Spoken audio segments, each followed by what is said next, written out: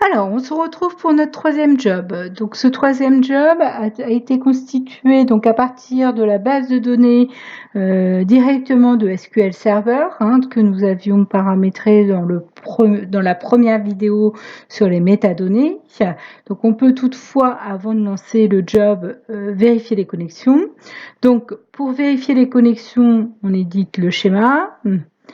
On vient donc vérifier qu'on est bien connecté en SA et en admin SQL et tester la connexion. Donc ici, c'est assez rapide, le serveur est déjà connecté, la connexion est établie.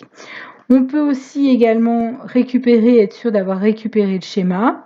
Donc si on récupère le schéma, on s'aperçoit que toutes les tables que l'on souhaitait de notre SQL Server sont bien présentes.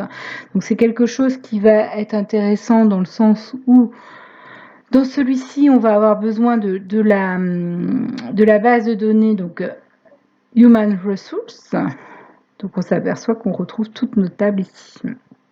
Donc là, je ne me connecte pas plus. Donc de là, pour pouvoir les mettre en input, c'est pareil. On vient glisser SQL Server. On peut le choisir en input. Alors ça c'est quelque chose qui va directement nous importer toute la table. C'est pas ce que l'on souhaitait. On voulait uniquement, nous, une table qui s'appelle Employee Department History.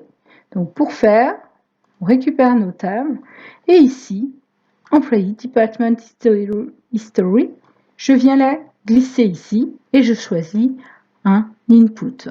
Je vais faire la même chose pour la partie département. Donc c'était l'intérêt de récupérer le schéma des tables. Je le choisis en input et je vais faire la même chose, tmap, et ma base access que je vais choisir en output. Donc on va repartir de l'existant. Donc, hop, donc l'existant, c'est tout simplement qu'est-ce qu'on est venu modifier ici. On est venu modifier notre schéma. Donc comme je vous ai montré tout à l'heure, ces tables dépendent de l'univers Human Resource. Donc on est venu l'enregistrer, on est venu mettre notre administrateur SA admin SQL et le nom de la table qui a été récupéré directement. Sur la requête SQL, je suis venu cliquer sur ces éléments et from, il a été important pour nous, pour bien compléter notre requête, de venir mettre le nom du schéma que nous avions mis ici. Nous sommes venus le modifier, l'enregistrer ici sur notre requête SQL. Donc à partir de ce moment-là, donc sur les deux inputs, ça a été fait et modifié en requête SQL. On vérifie de l'autre côté aussi, c'est modifié. Pour tester cette requête, il suffit de faire le petit bonhomme qui court et on s'aperçoit que notre requête est exécutée.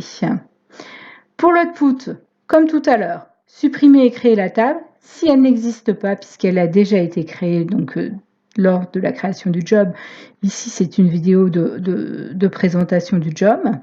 Donc je vais le faire comme ça pour pouvoir la faire tourner, ce job.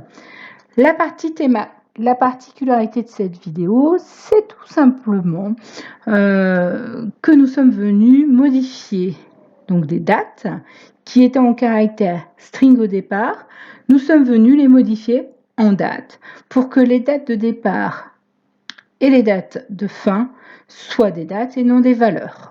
Donc, première étape du tmap, puisqu'on a deux sources d'entrée, ça a été ici de relier les éléments, les clés qui nous permettent et les informations qui permettent de communiquer d'une table à l'autre en input.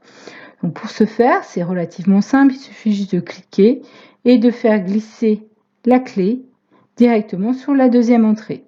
Donc ce qui apparaît, c'est la ligne en violet. On voit bien que la clé devient violette et surtout, ce qui est important, c'est ce lien ici qui relie l'une et l'autre. Donc ici, c'est pareil, nous ne souhaitions pas tout, nous sommes venus juste ajouter donc de l'autre côté sur l'output les éléments dont nous avions besoin. On imagine qu'on voulait modifier date, il suffisait juste de faire ça. Donc nous ne le souhaitons pas ici. Donc je reviens sur la formule qui nous a permis d'effectuer donc nos informations. Donc c'est talent date que nous sommes venus chercher ici dans cette partie. la parse date. Donc nous sommes venus mettre le mois, l'année sur le row concerné. Nous avons fait sur la date de sortie, donc il y a des valeurs nulles, étant donné tout simplement que nous avons des salariés qui sont encore présents, donc du coup les valeurs sont nulles. Nous avons demandé du coup à ce qu'en Access puisse recevoir les valeurs nulles de ce job. Donc dans ces cas-là, nous avons utilisé en plus du talent date, tout simplement la formule relationnelle is null. Donc là, je n'enregistre pas puisque c'est déjà exécuté. Je vais donc exécuter mon job maintenant en ayant changé en partie output, créer la table. Si elle n'existe pas, enfin la supprimer, la créer. Ici, aucune anomalie, le job s'est déroulé correctement. Je vous dis à bientôt pour le 4e job.